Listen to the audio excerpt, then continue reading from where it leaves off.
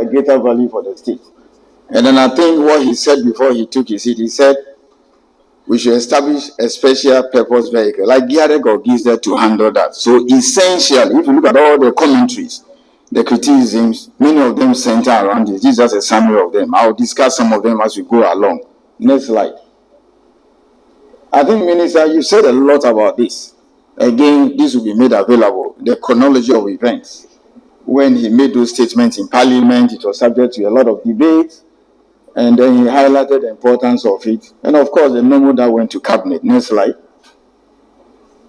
So eventually, Minister, I think you went public. I brought the paper here. You can see front banner headline after all these exercises. So I think as the debates and discussions were going on, I think people were oblivious to the fact that there was a lot of policy considerations that went into all that we've done. Now, in brief, these are some of the things that were discussed in Cabinet. So even the criticisms from IE and Co., you can see it is a third option there. So number one, we amend the current policy, which is nearly a decade, to incorporate provisions on green minerals. And then secondly, just have some guidelines to just do business as usual. Or the third one, prepare a completely separate policy and legal regime for green minerals and build it to the Giadek status. So it is nothing. So when we had IE and Co., you realize that we've thought through this already. So it's unfortunate when we gave them the document by email and we said, look, come sit with us. Let's have all the discussion, give you the policy background and considerations. They didn't mind us. In their first encounter, they didn't read. And then when they heard us, they asked for the document, we gave it to them and said, invite us. They did not invite us. So their point was even one of the policy considerations at Cabinet. Next slide. So why did Cabinet choose the option that we are using now? That is the option where we amend the current policy and include provisions on green minerals. These are the justifications. One, we don't have geological data. I'm the CEO of Minerals Commission. I don't have any occurrence of lithium apart from what is in the ware. There's no geological data. So take bauxite. Bauxite, Etiwa, is known. It's been there since the Russians did that and Kwame Nkrumah. Minyani, the deposits are known. We even have an existing mine at Awaso. So you are seeing two different scenarios where one deposit exists for which you have established Giadek, and the other one there's practically no information. We don't have any data on lithium as we speak. Then the other reason the minister mentions that area is relatively small, very small. I will show you some data besides. There are just 3 countries that control 70% of the world's deposit: Chile, Argentina, Bolivia, the so-called Lithium Triangle, where their borders meet. And of course, Zimbabwe, which has the largest deposit in Africa, number 6 in the world, and also Mali. Let's go to the next point. So I've indicated this there. And I just got this information, Minister, from the Zimbabwe Investment Development Agency. That is our equivalent of a GIPC. 160 applications, just 6 months. I can't point to 20 at Minerals Commission. It's all because of the prospectivity of their geology. 160 applications in 6 months. I've given the reference, you can check for yourself. They've gotten even 5 from US. The 160 is just from China. I've not even looked at the other countries from Asia. And then, as I said, we don't have any known deposits apart from Ewea. There's nothing. The other one too is that you have to attract exploration, which is very high risk. This thing is 5% success. The chance of hitting it is just 5%. There are a lot of countries or companies that have come here and they've left. I'll give an example. Green Goldfields, they came to spend millions in Savannah. They didn't find gold. They are gone. We've given it out to small scale. And of course, we are competing with countries with better geology, far better geology than us. Zimbabwe, Mali, and the grades are very high. I take Gulamina, for example, it's 1.38. Ewea is 1.25. Then, of course, that is the reason why we did not go the Giadek route. The very route IEN and the other critics are talking about. These are the reasons. Other than that, what are you going to do? Do we get up and zone government Ghana into blocks? and say people should come for competitive building. Where is the data? You have to take people to the data room. We don't have that information. So that is why option 1 was approved by cabinet. The next slide. Minister, as far as I'm concerned, most people didn't know that our law has provisions for competitive building. I think you mentioned it, but I'm putting it on the screen so that people can see it. So go and read. Again, go to our website. Go and read LI 2176, the licensing regulations. It makes detailed provisions for the use of competitive building. That is 275 and 258. He mentioned it, but you can see it is listed here. So that is our problem. Where's the data? We don't have it. So assuming for whatever reason, I hope it doesn't happen, we don't intend to do that. Let's say we withdraw away now. We'll go to competitive bidding because we have data. That's the kind of thing we are talking about. So most people didn't know that there is competitive building. In fact, ASF made a statement that we should adopt that in our law. But it is already in our law. This is something they could have requested from us. Next slide. And then it goes on and on and on. But be that is made, we still make sure that we meet the 30% minimum requirement. So these are some of the things cabinet approved under option 1. Ensure that we change the law and enhance state participation to the same 30% minimum. Remember, minimum. So we could go as far as 50 or 60. It all depends on the project economics. Then apart from that too, the minimum royalty is supposed to be 7%. Minimum 7. So we could even go higher, again, depending on the project economics, because some may have a low grade, some may have a higher grade. Next slide. These are the provisions. So, Mineral Income Investment Fund, he will talk about his part when we get there. He's supposed to hold the state interest. And then just look at the second point, mandatory listing. So, when we hear people saying that, oh, you should have gone for 50%, why must everything go for the state? What about Ghanaians? So we said, let the state take 19%, the other minimum at least 30% or more. Let's take it to the stock exchange. And then at the stock exchange, it is being restricted to the lives of SNIT and all those pension funds and individuals like you or those who have money. So when we start the adverts and go, come and buy. Everything must not go to the state. So they did not capture that bit, that the state must not necessarily hold 50%, as even I saw yesterday from one Professor Jambo, who said if we don't get 50%, there will be militancy at where. That's what he said. And of course, we should also review this so that within the policy measures, that is a decision. Let's take the next slide. Now, look at this. 5 months ago, Minister, it's only 5 months. Look at the concentrate. What I'm passing around is a raw lithium. When you process it, you get a concentrate. That is the price. You look at the price, you see how it has fallen from nearly 4,000 to 1,655. It's falling. People are producing lithium now. Just 5 months. Look at the price. And then when you refine what the minister talked about, you can see the price in July, 42,000. As at yesterday, it is 1,717,000. So clearly, the case for refining has been made. It's 10 times. When you refine that rock I'm passing around. That is it. And then also, that is the stage. After that, you make the batteries, you do the cells, and then you assemble them. What we are worried is the fact that, or what we hear from people is the fact that we just end up number 1. No. I'll talk more about that in the agreement. Let's move on. It's important when you are doing anything, you put it in context. Look at the statistics we have on the board. China has 13% reserves. And then, what do you call it? Australia, 52, 25. So just Chile and Australia produce almost about 80% of the lithium today. And then, of course, China dominates the midstream and downstream. So 44%. 44%. That is the concentrate. Can you go to the previous slide? I want to show you something. The 44%. No, the previous one.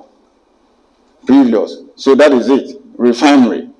The refining stage where there's so much money. China alone controls 44%. Let's move on.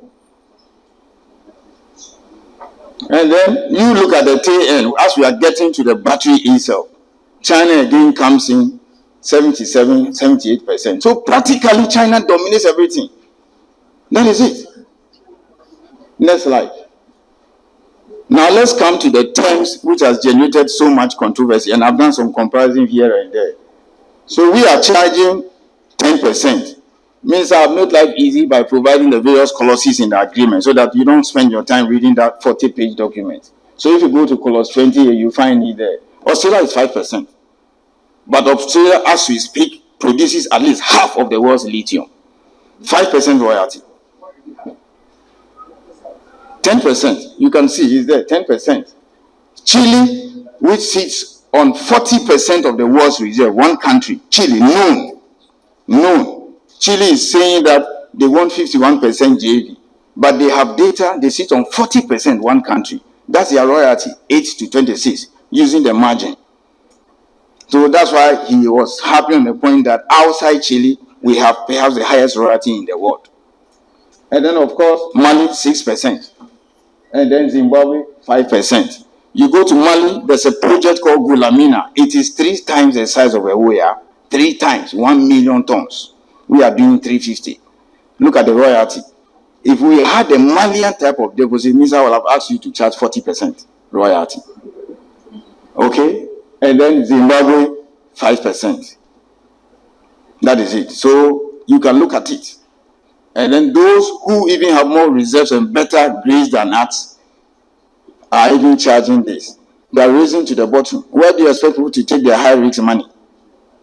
Again, let's look at free carry interest. Mali has 10%. Zimbabwe, there's no free carry interest. Latin America, there's nothing like free carry interest. So you have to look at the entire package. There's nothing like free carry interest in Australia. That is it. Next slide. Then these are the other ones. And then there's some controversy brewing about community development. Please, that 1% there, it is not an ownership issue. It's not an ownership issue.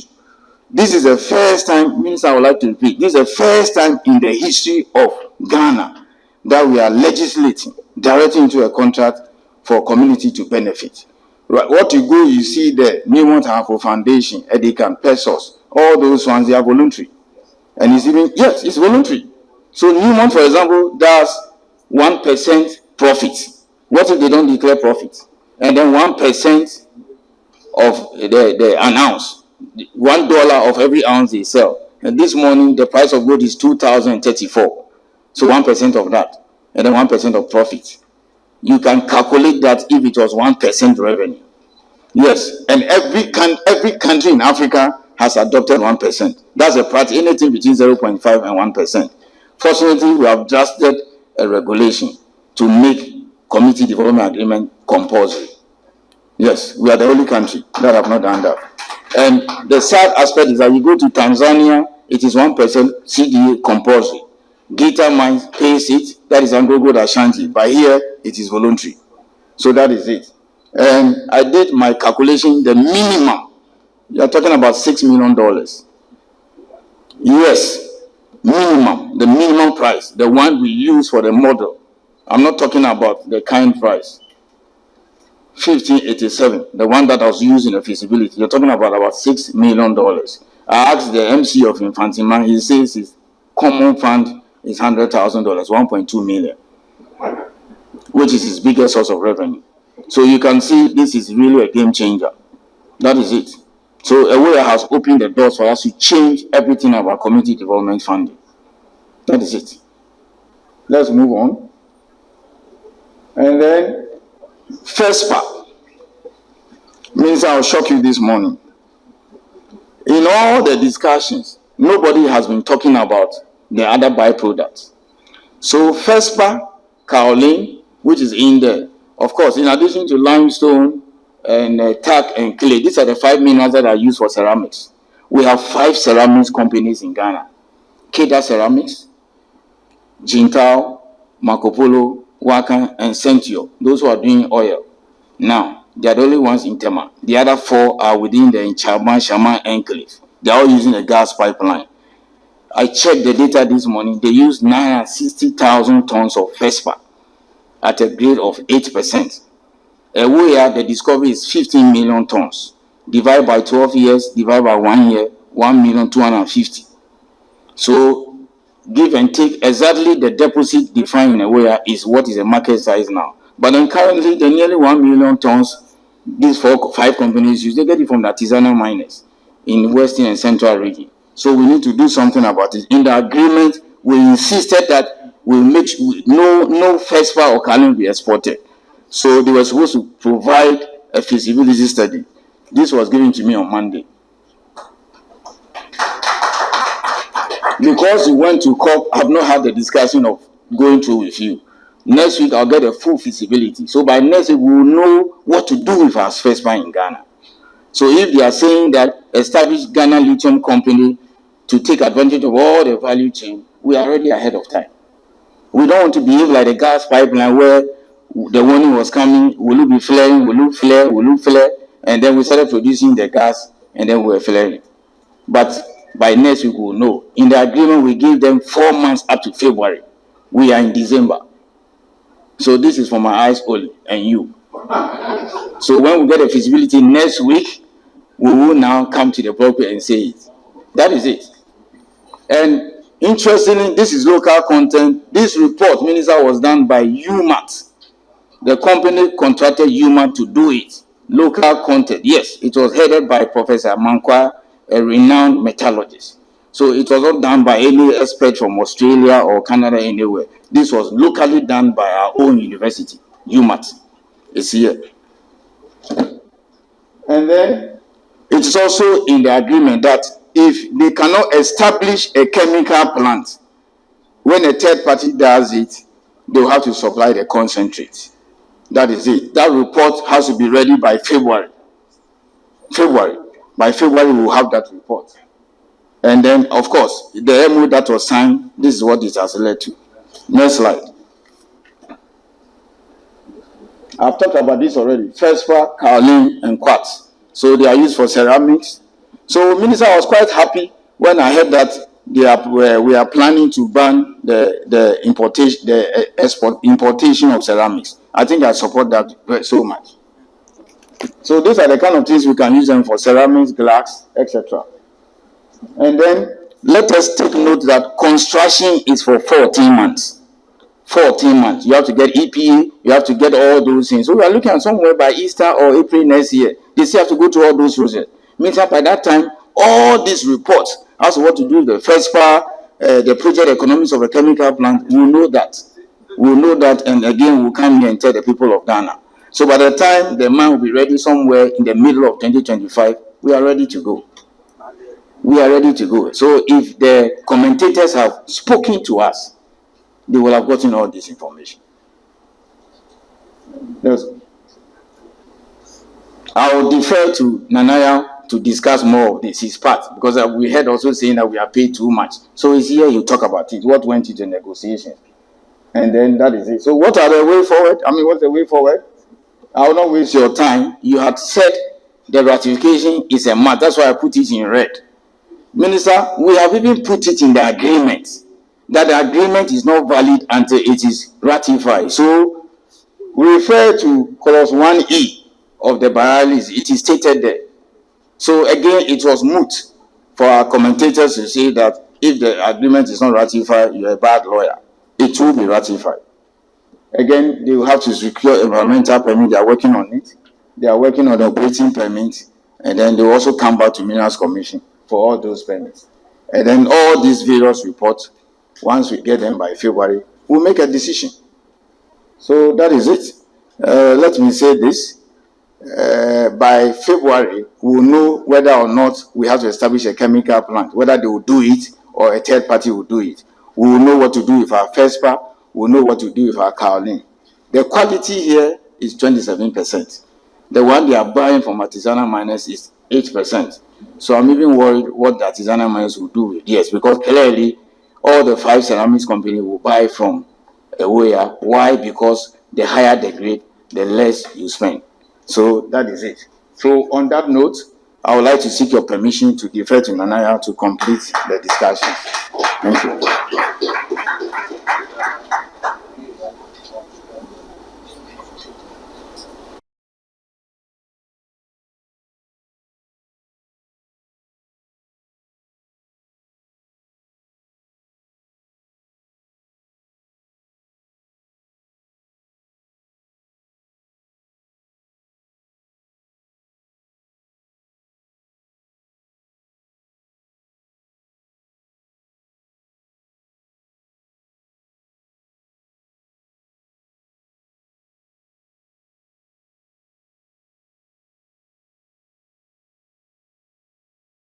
Thanks for watching.